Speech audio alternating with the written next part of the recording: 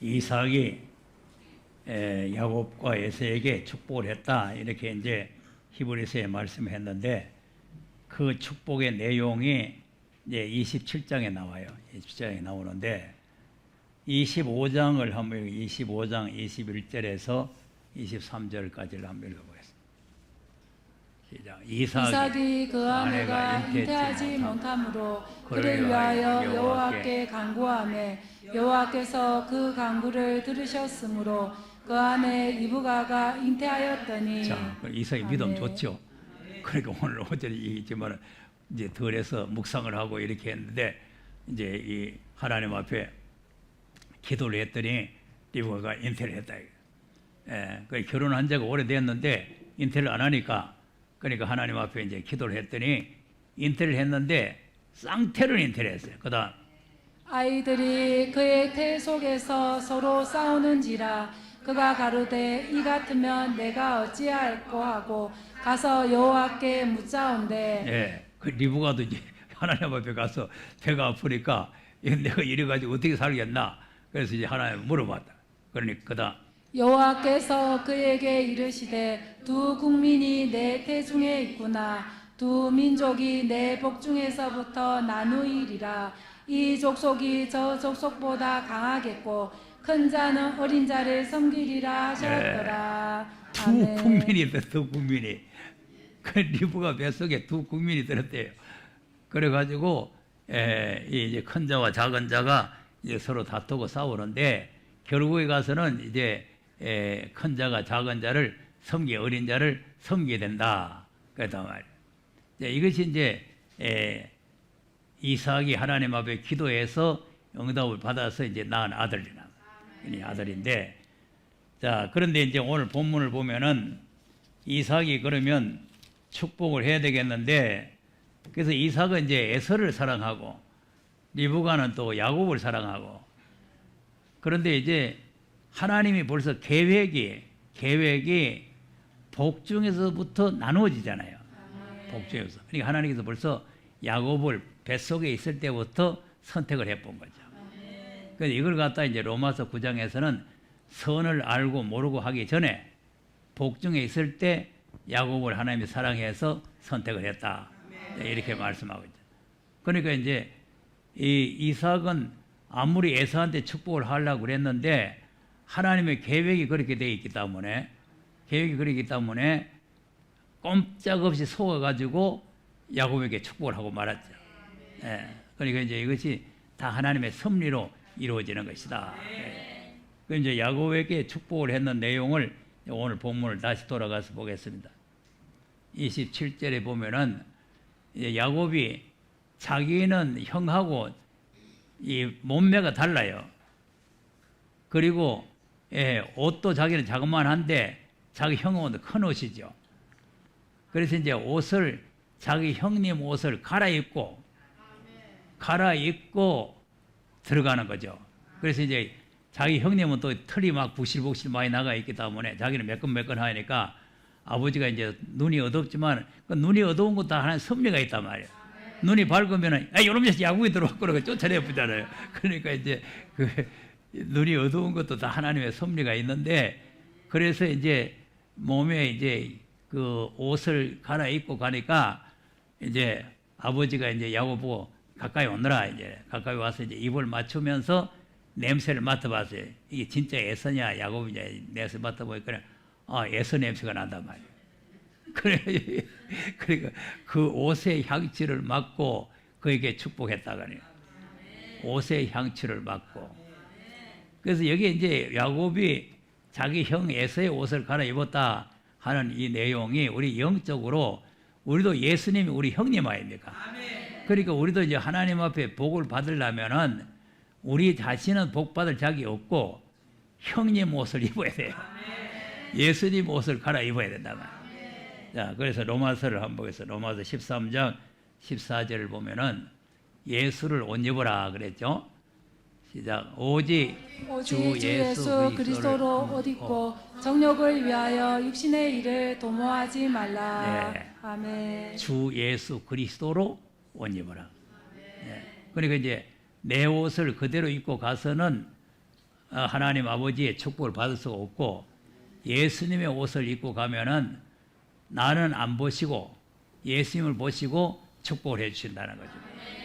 자, 갈라디아서 3장 27절도 한번 보겠습니다. 시작. 누구든지 그리스도와 합하여 세례를 받은 자는 그리스도로 옷 입었느니라. 자, 아멘. 자, 그리스도 합해서 세례 받으면 그리스도를 옷 입었다 그랬죠.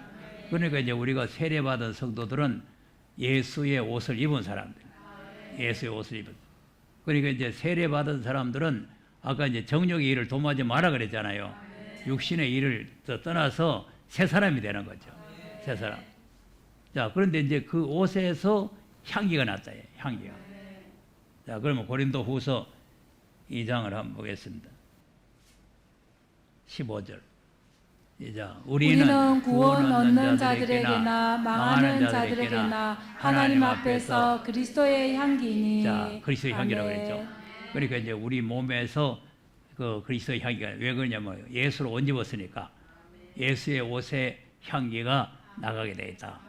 그러니까 이제 이 향기를 맡으시고 이제 축복을 하는 거죠. 그리고 예수님은 이제 향기인데 이걸 뭐 구체적으로 오늘 향기만 설명해도 시간이 많이 가기 때문에 어떤 향기냐? 희생적 사랑의 향기란 말이에요. 에베소서 5장 2절을 한번 보겠습니다. 시작. 그리스도께서 너희를 사랑하신 것 같이 너희도 사랑 가운데서 행하라. 그는 우리를 위하여 자신을 버리사 향기로운 제물로 생축으로 하나님께 드리셨느니라. 아멘. 향기로운 제물. 예수님이. 그러니까 이제 구약 시대에 하나님 앞에 제사를 드리는데 향기로운 제물 드리잖아요. 양을 잡아드려도 향기로운 제물, 소를 잡아드려도 향기로운 제물, 또 소제를 드려도 향기로운 제물, 다 하나님 앞에 향이 올라가야 돼요. 그래서 누가 내한테 질문을 했어요. 창세기 15장에 아브라함 보고 그 제물을 쪼개라 소리 안 했는데 왜 자기 마음대로 쪼개냐? 그게 잘못한 거 아니냐? 그런 질문도 세계 처음 받아봐요. 쪼개라 소리 안 했는데 왜 쪼갰냐? 그럼 하나님 말씀 안 했는데 하나님 말씀대로 순종해야 되는데 말씀 안 했는데 그 쪼개시 잘못된 거 아니냐? 뭐 이렇게 질문을 했더라고요. 자, 그럼 여러분 보세요. 아브라함의 신앙은요, 믿음의 조사입니다. 법이 나오기 전에, 자, 지금 이제 이 제물을 쪼개서 드리는 것이 이제 레위기서에 나오잖아요. 하나님은 뭐 제물 드는데 통째로 산 놈을 갖다 뺑뺑 우는 놈을 갖다 놓으면 안 되잖아요. 맹맹 하는 거 갖다 놓으면 안 되잖아요. 그러니까 잡아가지고 각을 떠가지고 그래서 이제 하나님 앞에 드리는 거 아닙니까? 예, 그런데 그걸 아브라함은 미리 벌써 알고 그렇게 했다 이 말이죠. 왜 그러냐 하면은 11조도 하라 말 안 했는데 아브라함이 11조 했잖아요. 그러면 죄가 됩니까? 하라 소리 안 했는데 11조 하라 소리 안 했는데. 그러니까 이런 식으로 질문하면 안 된다. 예, 그러니까 우리가 11조라든지 제물을 쪼개서 드린 거라든지 다 성경에 나오니까 그거는 그때는 없었지만은 결국 하나님께서 쪼개는 것이 맞구나. 이렇게 우리가 스스로 깨달아야 되지.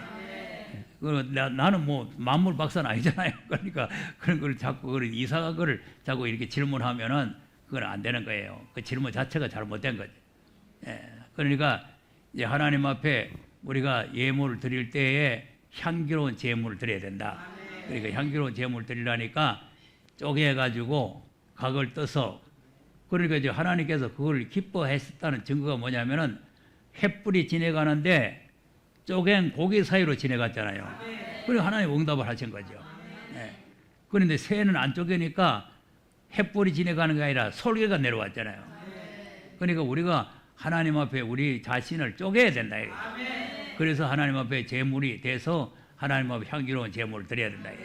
그러니까 이제 예수님이 희생의 제물, 십자가에서 쪼개졌잖아요. 몸이 쪼개져서 하나님 앞에 향기로운 제물이 됐다. 그러니까 이제 하나님께서 이 향기를 받으셨다. 그러니까 우리도 항상 이렇게 희생적인 예수님의 자취를 따라가는 신앙이 향기로운 생각. 우리 마음대로 사는 것은 향기가 나온 게 아니고 예수님의 모습을 우리가 보여줘야 된단 말이에요. 그러니까 이 향기를 맡고 축복을 했다. 자, 그럼 본문으로 다시 돌아가 보겠습니다. 창세기 27장 28절을 한번 보겠어요. 그러면 향기를 맡고 무슨 복을 했습니까? 28절에 시작. 하나님은 하늘의 이슬과 땅의 기름짐이며 풍성한 곡식과 포도주로 내게 주시기를 원하노라. 네. 아멘. 자, 이게 이제 하늘의 이슬, 땅의 기름짐, 풍성한 곡식, 풍성한 포도주. 자, 이것이 뭐냐 하면은 새 하늘과 새 땅에서 이루어질 축복이에요. 그래서 오늘 오후에도 말씀드렸잖아요. 예수님이 오시면 야곱의 집에서 왕노를 한다고. 그러니까 이제 새로운 세계가 이루어지게 되면은 이제 하늘의 이슬이 이 축복의 이슬이 되는 거죠. 하늘의 이슬이. 자, 신명기 33장 13절 한번 보겠습니다. 시작. 요셉에 대하여는 일렀으되 원컨대 그 땅이 여호와께 복을 받아 하늘의 보물인 이슬과 땅 아래 저장한 물과. 네. 아멘. 이 이슬이 뭐냐니까 하늘의 보물이라는 거, 하늘 보물.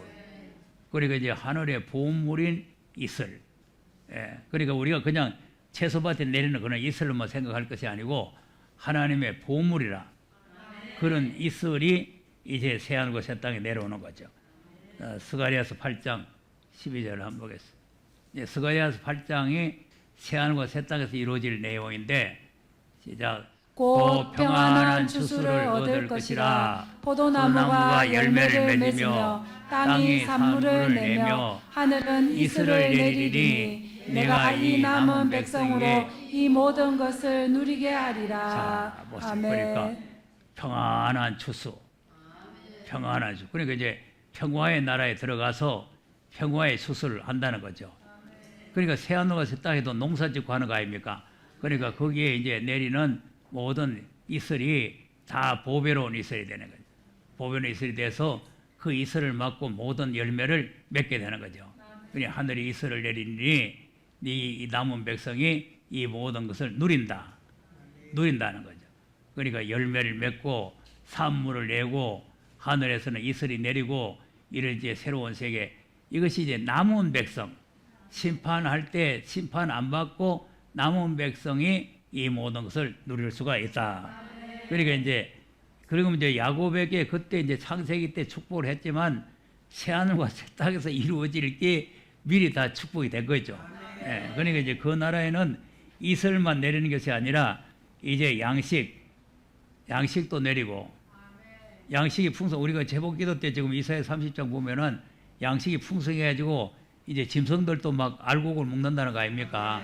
그러니까 이렇게 이제 양식이 풍성하고. 그러니까 이제 하나님의 응답이라는 게 항상 요 세 가지로 나오는데 양식과 기름과 포도주 이렇게 나와요. 자, 요엘서 2장 19절부터 한번 보겠습니다. 시작. 여호와께서 그들에게 응답하시고 이르시기를 내가 너희에게 곡식과 새 포도주와 기름을 주리니 너희가 이로 인하여 흡족하리라. 내가 다시는 너희로 열국 중에서 욕을 당하지 않게 할 것이며. 자, 보세요. 아멘. 곡식과 새 포도주와 기름을 흡족하게 준다. 풍성하게 준다.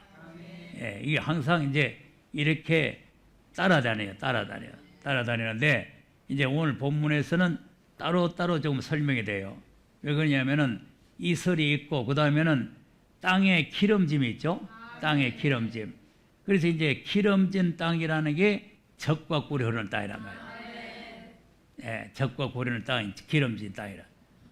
자, 이사야서 25장 6절 한번 보겠어요. 시작. 만군의 여호와께서 이 산에서 만민을 위하여 기름진 것과 오래 저장하였던 포도주로 연회를 베푸시리니 곧 골수가 가득한 기름진 것과 오래 저장하였던 맑은 포도주로 하실 것이며. 아멘. 기름진 것을 주겠다. 맑은 포도주를 주겠다. 이게 이제 새 하늘과 새 땅에 이루어질 일 아닙니까?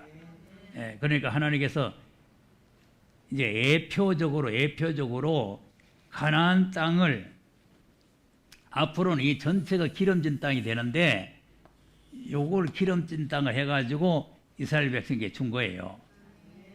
자, 느헤미야 9장 35절 한번 보겠습니다. 자, 저희가 그 나라와 주의 베푸신 큰 복과 자기 앞에 주신 넓고 기름진 땅을 누리면서도 주를 섬기지 아니하며 악행을 그치지 아니한 고로.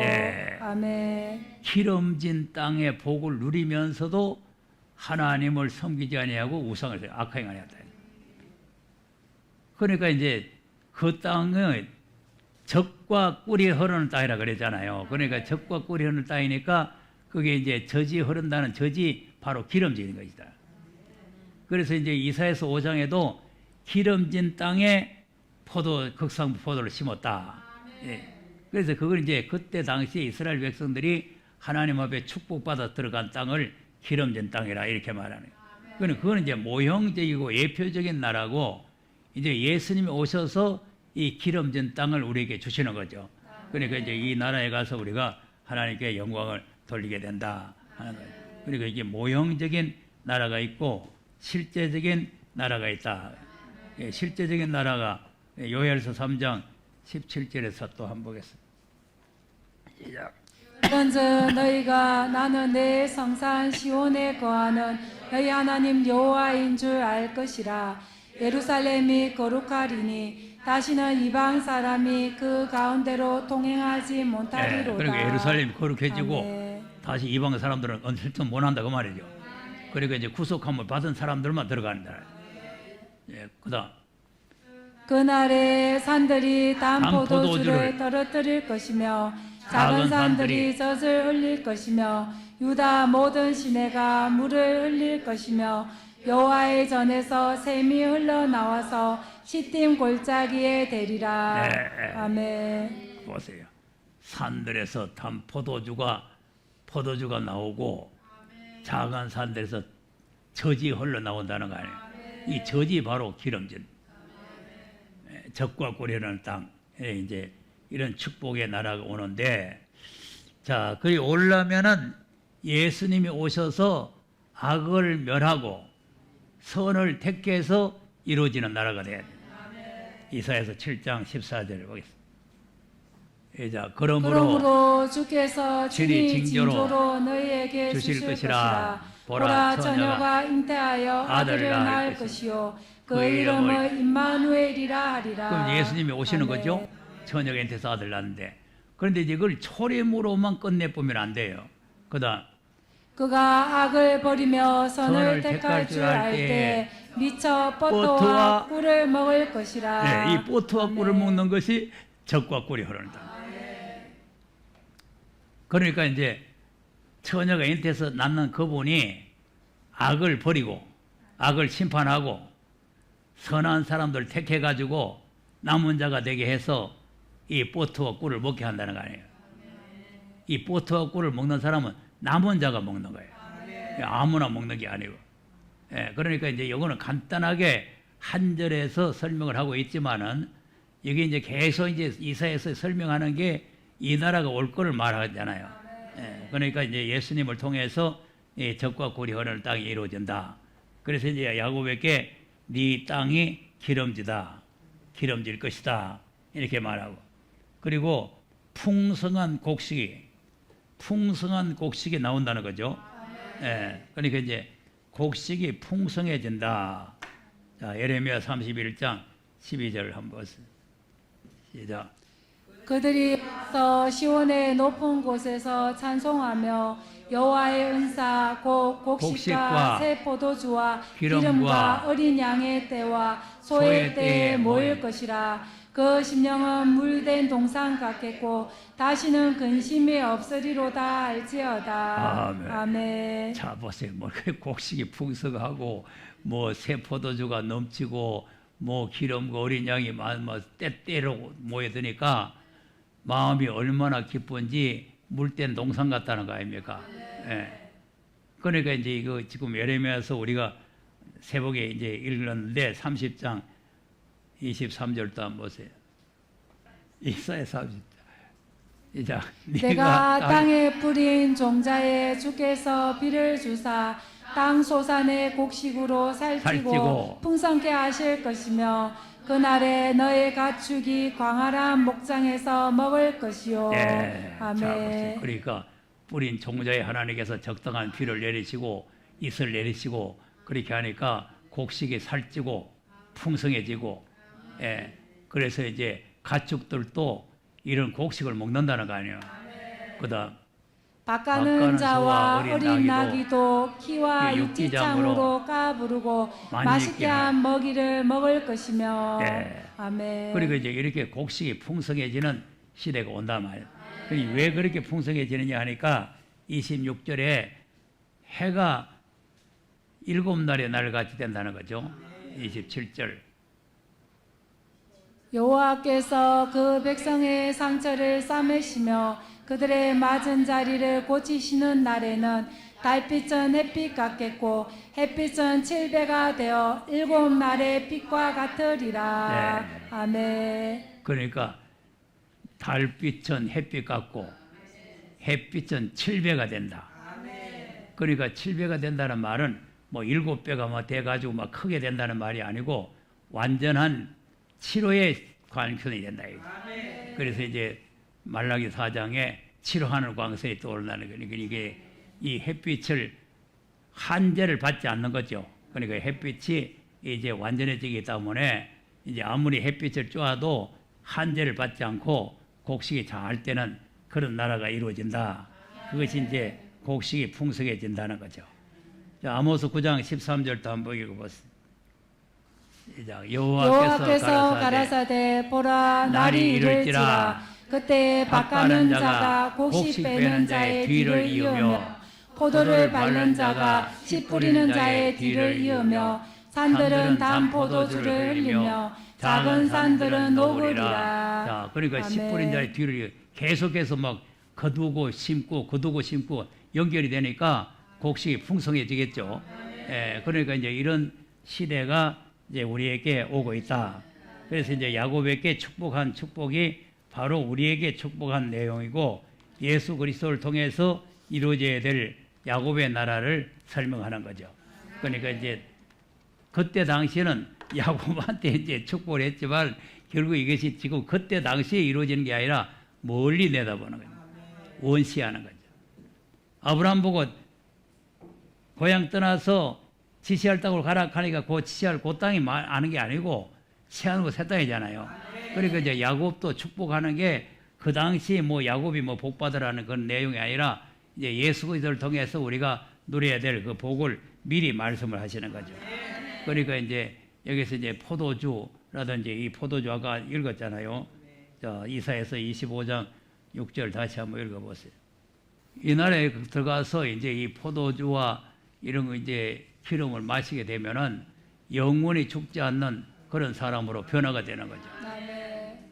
시작. 만군의 여호와께서 이 산에서 만민을 위하여 기름진 것과 오래 저장하였던 포도주로 연회를 베푸시리니 곧 골수가 가득한 기름진 것과 오래 저장하였던 맑은 포도주로 하실 것이며 또 이 산에서 모든 민족의 그 가리워진 면박과 열방의 그 덮인 위장을 제하시며 사망을 영원히 멸하실 것이라. 주 여호와께서 모든 얼굴에서 눈물을 씻기시며 그 백성의 수치를 온 천하에서 제하시리라.